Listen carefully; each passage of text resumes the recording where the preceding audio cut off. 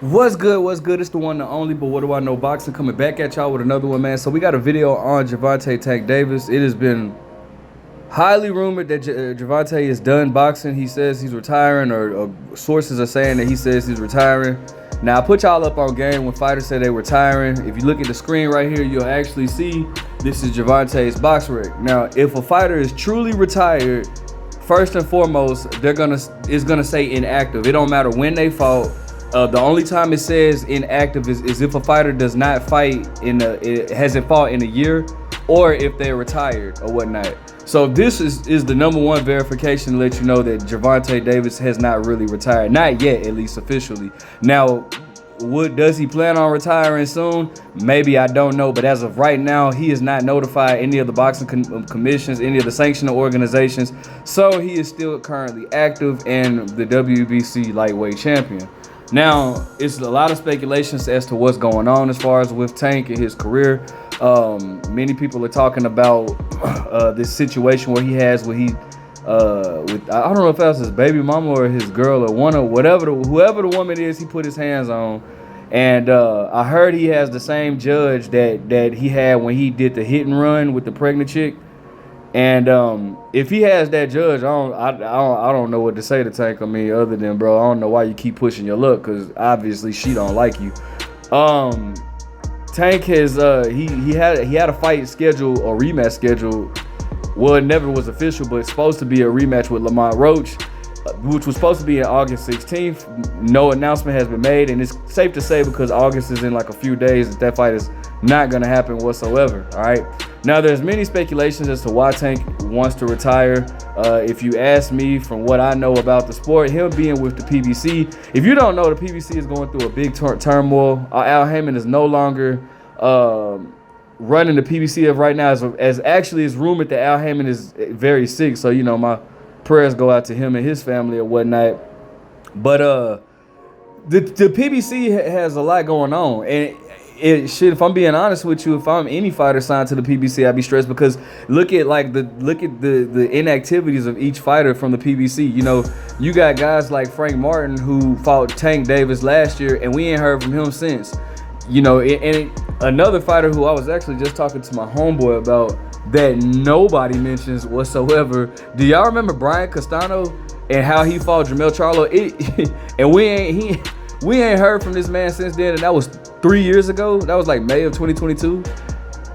I'm gonna be honest, I have my own, you know, speculations about that, my own like conspiracies about that. I definitely think that, you know, Castano, the PBC signed him just basically so Jermell Charlo could be undisputed. A lot of people thought that he should have won that first fight with Jermell. I really had it a draw, but whatever. We ain't heard from dude since. I mean, look how many fighters are inactive. Look how many fighters are only fighting once every year and a half or whatnot. That could be a part of what's frustrating Tank. You know, he's not getting no fight dates. It was rumored that he was supposed to have a seven fight, $240 million deal with Amazon. Now, Amazon's never confirmed that or whatever. But you know, that could be it. I actually was listening to Blue Blood the other day. Actually, might have been yesterday, and he was even talking about how the PBC is not even offering they're not offering any checks or anything like that. Like they're not offering any guarantees. My bad. They're not offering any guarantees. It's basically you know, whoever buys the pay-per-view, whatever they do, the pay-per-view does, you get your split. So there's no guarantees made. So, you know, they don't have any, you know, they don't have a budget for the PBC. It's a lot that's going on, man. And Tank seems like he's frustrated. Now, some people feel like this is a way for Tank to avoid the smoke that's arising at 135. If you don't know, you know, you got Shakur Stevenson. You got, what's the dude? Floyd Schofield. Who else is Keyshawn Davis, Abdullah Mason. You know, the smoke is there at 135. Some of it's moved up to 140, but the smoke is there at 135 or whatnot. But you know, I don't necessarily think that's it. I don't think he's taking a page, because many people said Floyd Mayweather did that too. When at one particular time when the welterweight division had Miguel Cotto coming, you know, when he was in his prime. I think it was Miguel Cotto, Antonio Margarito, Paul Williams. Kermit Cintron was in there too. And I believe it was Shane Mosley. It's somebody. I know Andre Berto was there. This was when he was in his prime, but I believe it was Shane Mosley too. But it was a very dangerous division. A lot of people felt like Floyd Mayweather was retiring until the smoke cleared and then came back or whatnot. Could that be what Tank Davis does? It wouldn't surprise me because he's already taken the blueprint from Money Mayweather anyways by fighting foreigners and fighting guys that, you know, a lot of guys that aren't, you know, from American soil or whatnot. Outside his recent performance, I mean, he kind of debunked that with Lamont Roach and Frank Martin. But I don't know. I don't know what the situation may be, you know. But whatever Tank does, you know, I wish him the best. It's also said that they're trying to wait to see what goes on with this situation, with this case that he has against this woman that he done put his hands on. I don't know, like that, and that could be a key factor too. You know, it sucks going into a training camp, knowing that it's possible that you're gonna do jail right afterwards. Floyd Mayweather did that with Miguel Cotto in a situation with Josie Harris, his you know late baby mama or whatever that passed away. If y'all remember, Floyd Mayweather had to do, I think, 90 days after he fought Miguel Cotto. That's gotta suck, you know what I'm saying? So I don't know, that could be the situation there.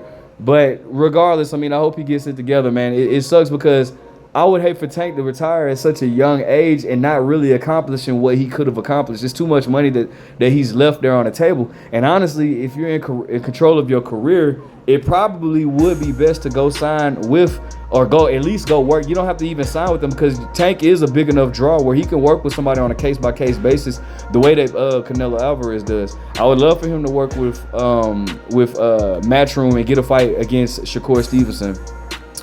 I would love for him to even work with Golden Boy. Well, I don't care about the Floyd Schofield fight. If I'm being honest, Floyd Schofield still got something to prove, in my opinion. He made a statement with Tevin Farmer, but I don't know. I wouldn't say that he's whatever. But I would love for him to get that Saudi money, go to Turkey and get that. Man, they offering you big bags, bro. Like, I would love for him to do that. I would love for him to move up to 140. I'd love for him to fight Devin Haney. It's a lot of fights out there for Tank. It's a lot of money to be made, and his legacy to me is not solidified. He has way too many fights that we didn't get to see. We got to see Ryan Garcia, and that was cool. And obviously, for financial reasons, you wanted to make that fight, and I don't have no problem with that. But we never got to see Tank versus Tevin Farmer. We never got to see Tank versus Teofimo Lopez. And Tevin Farmer's fight is off. We can forget about that. We never got to see Tank versus Devin Haney. We never got to see Tank versus Lomachenko. Albeit they did offer a fight to Lomachenko, but at that time Lomachenko had kind of really already retired. But he didn't want to fight Lomachenko when Lomachenko was trying to fight him.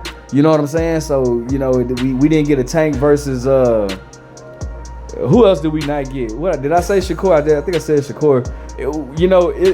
It's a lot that's there. You know, a lot of money to be made. I remember when Josh Taylor even offered a fight, or they didn't offer, but they stated that they would be interested in fighting Tank, and that's when Josh Taylor had all the belts at 140. They didn't want to do that, you know. I don't know. So I don't know what Tank, what he has going on in his mind. Like, Tank is like a very inconsistent dude, and he just marches to the beat of his own drum. So I don't know, but I would love for Tank to come back and continue on with his career. I mean, because honestly, I'm a fan of him. I like how he fights. I think that he can beat all these dudes that I just mentioned, like, no doubt about it. But you know, he has to believe that, and that's just what it is or whatnot. But I don't have any information, any more information as far as like what's going on with him in the courts or whatever. So I guess we'll have to just play by ear. But as far as him retiring, as of right now, the rumor is just a rumor, because again, if he retired, BoxRec would have been notified. And